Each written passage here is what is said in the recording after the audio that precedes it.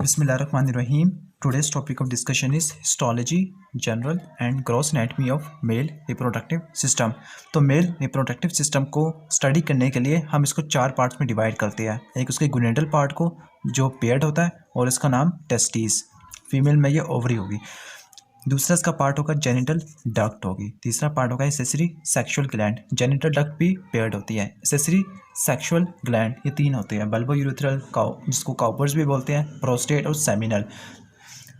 जो प्रोस्टेट होता है वो अनपेयर्ड, जबकि सेमिनल वेसिकल और काउपर्स ग्लैंड ये पेयर्ड होते हैं.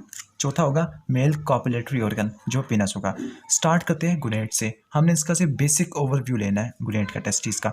टेस्टिस जो कि पेरिनियम का इंपॉर्टेंट पार्ट होता है, सक्रोटम के अंदर लाई करते होते हैं. इनका बेसिकली दो इंपॉर्टेंट फंक्शन होते हैं. एक होता है स्पर्मेटोजेनेसिस और दूसरा इनका हार्मोनल प्रोडक्शन यानी एंडोक्राइन रोल भी होता है. जो स्पर्मेटोजेनेसिस भी करवाते होते हैं फीमेल में होती है वो जेनेसिस, और मेल में होती है स्पर्मेटोजेनेसिस, जिसके नतीजे में स्पर्म सेल्स बनते होते हैं. एक स्पर्मेटोगोनिया से 4 स्पर्म सेल्स बनते होते हैं, जबकि एक ओगोनिया से एक ही मैच्योर ओवोसाइट बनता होता है. टेस्टोस्टेरोन की प्रोडक्शन भी टेस्टिस का फंक्शन होता है. जो टेस्टोस्टेरोन होता है वो टेस्टिस के इंटरस्टिशियल टिश्यू से प्रोड्यूस होता है. टेस्टिस का जो स्ट्रक्चर होता है उसको डिफरेंट सेमिनिफेरस ट्यूब्यूल में डिवाइड करते हैं. जैसे दो सेमिनिफेरस ट्यूब्यूल के दरमियान एक स्पेशलाइज्ड कनेक्टिव टिश्यू होगा, उसको बोलेंगे इंटर ट्यूबुलर कनेक्टिव टिश्यू, या फिर इसको इंटरस्टिशियल टिश्यू भी बोलते हैं, जिसमें फाइब्रोब्लास्ट, मैक्रोफेजिस होते हैं, लिम्फोसाइट्स होते हैं और स्पेशलाइज्ड सेल्स होते हैं जिनको बोलते हैं इंटरस्टिशियल सेल्स ऑफ लेडक या फिर लेडिक सेल्स, जिनका काम होता है टेस्टोस्टेरोन की प्रोडक्शन करना. टेस्टोस्टेरोन जब प्रोड्यूस होता है जब LH एक स्पेशलाइज्ड रिसेप्टर पे बाइंड करते हैं. उस रिसेप्टर को बोलते हैं LH रिसेप्टर. LH रिसेप्टर पे बाइंड करने के बाद वो टेस्टोस्टेरोन की प्रोडक्शन करवाएगा. कहाँ से करवाएगा? इंटरस्टिशियल सेल्स ऑफ लेडेक्स से. इंटरस्टिशियल सेल्स ऑफ लेडेक्स और ये हार्मोन प्रोड्यूस करेंगे टेस्टोस्टेरोन. टेस्टोस्टेरोन के क्या क्या फंक्शन होंगे? टेस्टोस्टेरोन का पहला फंक्शन होगा स्पर्मेटोजेनेसिस को प्रमोट करना. तकरीबन स्पर्मेटोजेनेसिस की तमाम स्टेजेस को प्रमोट करता है. दूसरा इसका फंक्शन होता है कि प्यूबर्टी के बाद मेल सेकेंडरी सेक्सुअल कैरेक्टरिस्टिक्स को प्रमोट करना, जिसकी वजह से बियर्ड का आना, वॉइस का थोड़ा डीपनिंग और भारी हो जाना, ये सारे फंक्शंस होते हैं. तीसरा उसका फंक्शन होता है एम्ब्रियोनिक लाइफ में सेक्सुअल डिफरेंशिएशन का. ये बहुत इंपॉर्टेंट फंक्शन है. अगर टेस्टोस्टेरोन फंक्शन ना कर सके तो बंदा चाहे जीनोटिपिकली मेल हो लेकिन वो फिनोटिपिकली फीमेल होगा, क्योंकि टेस्टोस्टेरोन सेक्सुअल डिफरेंशिएशन में पार्टिसिपेट ना कर सका. दूसरा हमारा जो इंपॉर्टेंट है, जो टेस्टोस्टेरोन है वो पेरिफेरल टिश्यू में जाके कन्वर्ट होता है डाईहाइड्रोटेस्टोस्टेरोन में. डाईहाइड्रोटेस्टोस्टेरोन ये इससे भी ज़्यादा मोर पोटेंट फॉर्म होती है. जिस तरह थायराइड हार्मोन में T3 रिलेटिवली कम प्रोड्यूस होता है, T4 ज़्यादा प्रोड्यूस होता है.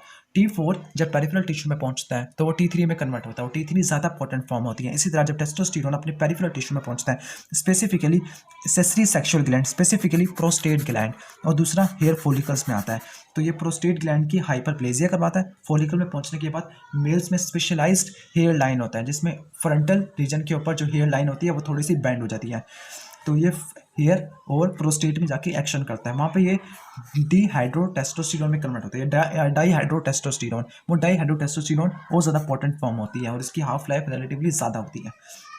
दूसरा इंपॉर्टेंट पार्ट है जेनिटल डक्ट. जो मेल जेनिटल डक्ट है उसको हम दो पार्ट में डिवाइड करते हैं, डिपेंडिंग अपॉन वो टेस्टिस के अंदर है या फिर टेस्टिस के अंदर नहीं है. अगर वो टेस्टिस के अंदर होगी तो उसको बोलेंगे इंट्रा टेस्टिकुलर डक्ट, और अगर वो टेस्टिस से बाहर होगी तो उसको बोलेंगे एक्स्ट्रा टेस्टिकुलर डक्ट, या फिर उसको हम एक्सक्रीटरी जेनिटल डक्ट भी बोलते हैं. तो हम इसको क्या बोल सकते हैं? इसको एक्सक्रीटरी जेनिटल डक्ट भी कहते हैं. जो इंट्रा टेस्टिकुलर डक्ट है इसमें मजीद दो डक्ट आती है. पहले जो डक्ट होती है उसका नाम है ट्यूबुलाई रेक्टाई. ट्यूबुलाई रेक्टाई, रेक्टाई का मतलब होता है स्ट्रेट और ट्यूब्यूल का मतलब एक स्पेशलाइज्ड चैनल, तो उनको हम बोल सकते हैं स्ट्रेट ट्यूब्यूल्स.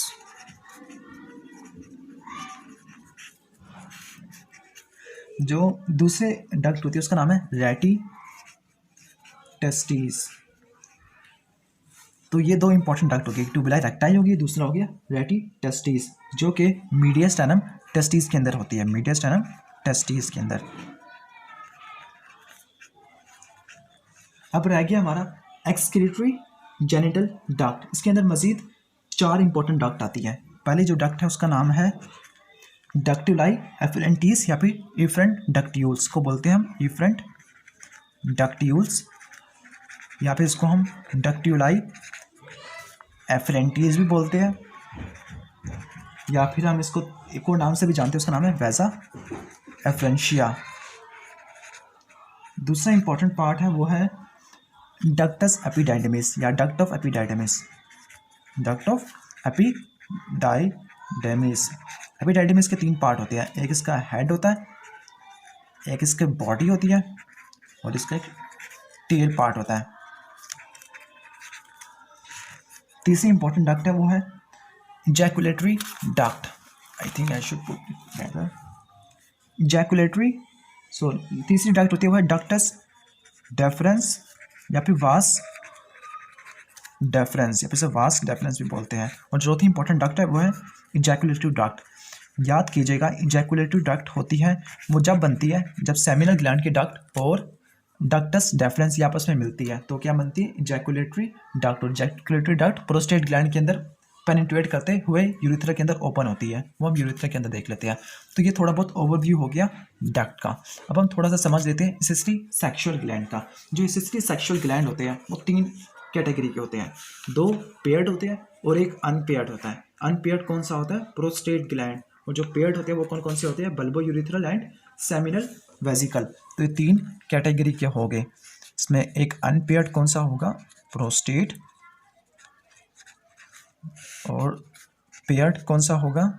सेमिनल वेजिकल, जिसको सेमिनल ग्लैंड भी आप सिंपल बोल सकते हैं। और तीसरा होगा पेयर्ड बल्बो यूरिथ्रल, या फिर उसको हम काउपर्स ग्लैंड भी बोलते हैं। बल्बो यूरिथ्रल या फिर इसको काउपर्स ग्लैंड भी कहते हैं। इन 3 ग्लैंड्स का बेसिक पर्पस ये होता है कि सिक्रेशन प्रोड्यूस करना। वो सिक्रेशन और स्पर्मेटोजोआ ये आपस में मिलके एक स्पेशलाइज्ड फ्लूइड बनाते हैं, उस फ्लूइड को बोलते हैं सीमन। तो इनका बेसिक पर्पस होगा सीमन की प्रोडक्शन। 3 एसेसरी सेक्सुअल ग्लैंड होते हैं। इसमें जो सबसे ज़्यादा लार्जेस्ट साइज का होता है वो प्रोस्टेट होता है। तो लार्जेस्ट कौन सा होगा? प्रोस्टेट होगा। और जो सबसे स्मॉलेस्ट होगा और जिसका कंट्रीब्यूशन भी थोड़ा सा होगा वो होगा काउपर्स ग्लैंड होगी। काउपर्स ग्लैंड होगी। और किस ग्लैंड की सिक्रेशन के अंदर फ्रुक्टोज होगा? वो होगा सेमिनल वेजिकल की ग्लैंड के अंदर। सेमिनल वेजिकल की सिक्रेशन के अंदर फ्रुक्टोज ज़्यादा होगा और वो काफ़ी ज़्यादा अल्कलाइन वेराइटी की होगी। इनका बेसिक पर्पस होगा सीमन की प्रोडक्शन करवाना। तो सीमन स्पर्म को नरिशमेंट प्रोवाइड करती है। Nourishes sperms in male genital track.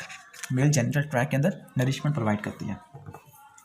अब चौथा इंपॉर्टेंट पार्ट है वह है मेल कॉपुलेटरी ऑर्गन, जो कि फीमेल के अंदर क्लाइटोरिस और मेल के अंदर पिनस होगा।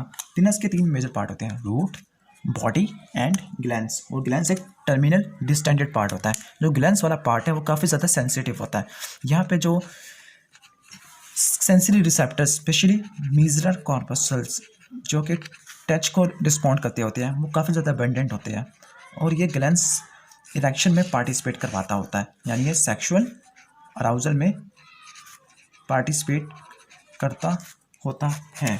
तो ये बेसिक इसका फंक्शन हो गया।